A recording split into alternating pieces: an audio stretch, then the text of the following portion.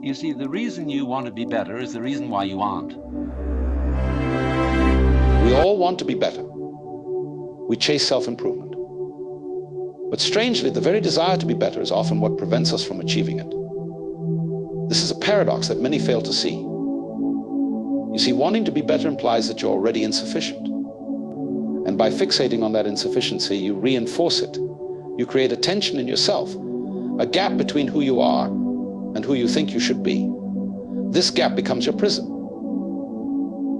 When you believe you're not enough, your life becomes a series of efforts to close that gap. You meditate to be more mindful. You read self-help books to become more enlightened.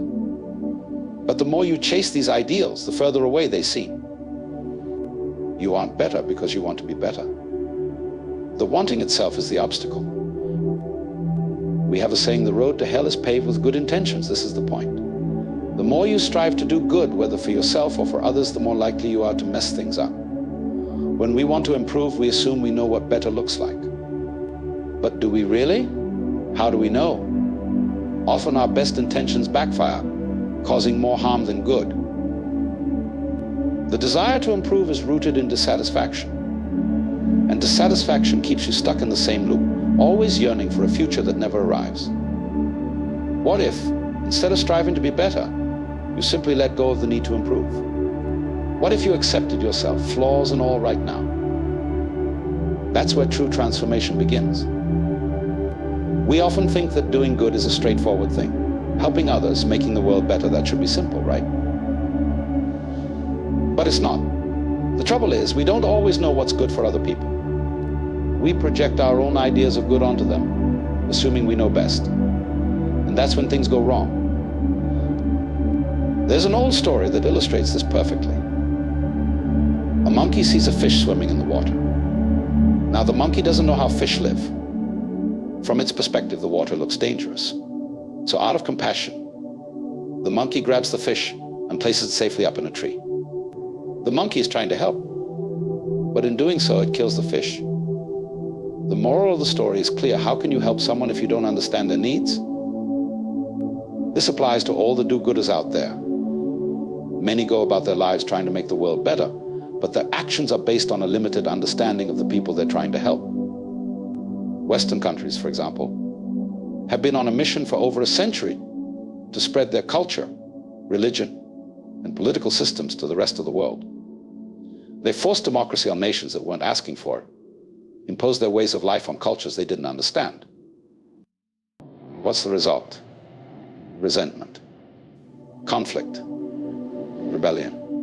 Good intentions backfire when they come from a place of ignorance. The road to hell, indeed, is paved with good intentions. Sometimes the best way to help is not to interfere. Doing good is not always about taking action. Sometimes it's about stepping back and allowing others to find their own way. For the last 100 years, maybe more, Western cultures, especially white Anglo-Saxon Protestant nations like Britain, Germany, and the United States, have been on a mission. They've wanted to improve the world, to make it more like them. Their culture, religion, and politics have been exported across the globe, often by force. They've given everyone the benefits of Western civilization, except perhaps the Australian Aborigines, but even they haven't entirely escaped Western influence. This missionary zeal to civilize the world comes with a deep sense of righteousness. We know best, the West says. Our way is the right way. Democracy, free markets, Christianity, these are the pillars of progress, and you'd better adopt them or else.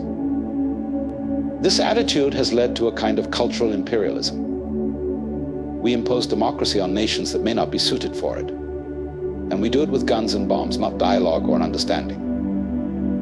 It's no wonder people resist. They don't want to be like us. They want to be themselves. And in our arrogance, we fail to see the value in their ways of life. Every culture, every nation has its own unique wisdom, its own rhythm. By imposing our systems and beliefs on others, we're essentially telling them, your way is wrong, ours is right. It's a subtle form of violence, and it breeds resentment. And so we wonder why so many around the world hate us. We scratch our heads and say, but we were only trying to help, yet help, when force becomes domination. We don't like being told what to do in our own lives, so why would we expect other nations to welcome our interventions? True cultural exchange happens through mutual respect, not through coercion. that's a lesson the West has yet to learn. The desire to improve assumes that you know what's good for you. But how can you know? If you really knew what was good for you, wouldn't you already be better? The very fact that you want to improve suggests you don't know what's best. And this isn't just about individuals, it's a question that echoes through society at large. Take the field of genetics, for example. Today, geneticists are on the verge of being able to engineer human beings. They could, in theory, breed the perfect human. Imagine it's scientists, saints, philosophers, leaders, whatever you want. All you have to do is decide what traits are desirable, and the geneticists will make it happen. But here's the problem: how do we, as genetically unregenerate humans, decide what makes a perfect person? We don't know. We may think we know, but history has shown time and time again that our judgments about what is good or virtuous are flawed. We could create a generation of virtuous people, only to discover that we've bred a plague of saints. Too many good people can be just as destructive as too many bad ones. It's like the story of high-yield grain. In an effort to solve world hunger, scientists created a new type of grain that produced more food. Sounds good, right? But this grain has turned out to be ecologically destructive. By tampering with nature, we often create more problems than we solve. The same could happen with genetically engineered humans. We might think we're improving the species, but in reality, we're just creating new kinds of trouble. So how can we know what's good? The answer is we can't. Life is too complex, too interconnected. Every action has unintended consequences. And the more we try to control the world, the more it slips through our fingers. The world we live in is an incredibly complex system. Everything is interconnected. Every action has a ripple effect. The same is true of our bodies. Your body isn't just a collection of separate parts. Your heart, lungs, nerves, bones, they all work together in ways we barely understand. And yet, in medicine, we often treat the body as if it were a machine made up of replaceable parts. If you have a problem with your heart, you see a heart specialist. If it's your lungs, you see a lung specialist. But the body doesn't work in isolation. What affects one part of your body affects the whole. Treating the heart without considering the lungs or the nervous system can lead to new problems. Medicine, like life, is not as simple as we'd like it to be. Take the example of antibiotics. When we discovered antibiotics, it was hailed as a miracle cure. It could kill off dangerous bacteria and save lives. And it did. But now, decades later, we're facing the consequences. Bacteria have become resistant to antibiotics, and new, more dangerous strains are emerging. The very thing we thought would save us is now causing new problems. This happens again and again when we try to interfere with natural systems. Whether it's medicine, agriculture, or the environment, our interventions often lead to unforeseen consequences. We think we know what's best, but nature is always more complex than we realize. This complexity is why it's so dangerous to believe we can control the world. Life is not a machine that we can take apart and fix piece by piece.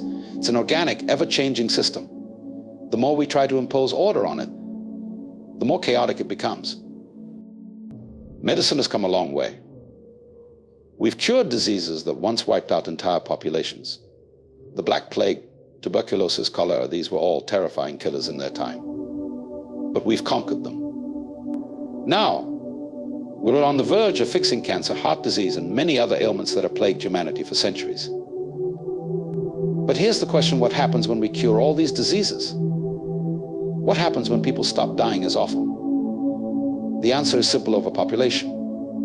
We're already facing a population problem. The Earth can only support so many people. If we keep curing diseases without addressing the birth rate, we'll soon find ourselves with more people than the planet can sustain. So we turn to birth control. Pills, procedures, policies, all aimed at limiting the number of children people have. But even this solution comes with its own problems. What are the psychological effects of not having children? How does it change the way men and women relate to each other? How does it affect society as a whole? We don't know. Just like we didn't know the long-term effects of antibiotics or high-yield grain. every solution creates new problems. And that's the paradox of progress. We fix one thing, only to find that we've broken something else in the process.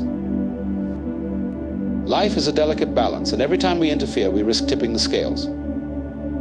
Whether it's curing disease, controlling the population, or improving our lives, we never really know what the long-term effects will be. And the more we try to control things, the more unpredictable life becomes. What we consider virtuous today may be seen as evil tomorrow. This is the nature of history. In the past, the Inquisition was seen as a moral crusade. Catholics of the time believed they were saving souls from eternal damnation. They believed that the Inquisition was a righteous cause, justified by the severity of the threat. Today, we look back on the Inquisition with horror. We see it as a brutal and oppressive institution. But the people of that time didn't see it that way. They were just as convinced of their righteousness as we are of ours today. They believed they were doing good, just as we believe we are doing good in our own time. Take modern psychiatry, for example. Today we see psychiatric treatment as a way to help people, to cure mental illness. We lock people in mental institutions, subject them to shock treatment, and medicate them with powerful drugs. All in the name of healing. But in the future, people may look back on our methods with the same horror that we feel when we think of the Inquisition. This is the danger of righteousness. When we believe we're doing good, we often fail to see the harm we're causing. We become blind to our own cruelty, convinced that the ends justify the means. But righteousness, like virtue, is always shifting. What is considered moral, and just today, may be seen as barbaric tomorrow. The lesson here is to be wary of certainty, to hold your beliefs lightly, and to question your own righteousness. Because history has shown us that what we think is virtuous today may one day be revealed as a terrible mistake. True virtue isn't something you're aware of. It's like breathing. You don't think about breathing. You don't congratulate yourself for doing it. It's natural, effortless. That's how real virtue works. When you're truly virtuous, you're not thinking about being virtuous. You're just living, acting, being. But the moment you become aware of your virtue, it's no longer real. It becomes something you're performing, something you're doing for show. This is the danger of self-conscious virtue. It's no longer about being good, it's about appearing good. There's an old Chinese saying, the highest virtue is not virtue, and therefore really is virtue. Lower virtue cannot let go of being virtuous, and therefore is not virtue, in other words. The more you try to be virtuous, the less virtuous you actually are. This is the problem with so many good people. They're so obsessed with being virtuous that they end up causing more harm than good. They interfere in other people's lives, convinced they know what's best. They impose their values, their beliefs, their sense of righteousness, and they leave chaos in their wake. It's the difference between natural virtue and artificial virtue. Natural virtue is unconscious. It flows from who you are. Artificial virtue is forced, contrived, and it always leads to trouble. The more you try to be good, the more likely you are to do something harmful in the name of goodness. Real virtue isn't something you strive for. It's something that happens when you stop trying to be virtuous and simply live. The highest virtue is not conscious of itself as virtue. It simply is. Just as the plant grows without thinking about growth, just as the sun shines without effort, the highest form of virtue is effortless. It's living in harmony with the way things are, without forcing or striving. In the ancient sense, virtue was more like strength. It was the inherent power of something. We still use this meaning when we talk about the healing virtue of a plant. The plant doesn't try to be healing. It simply is.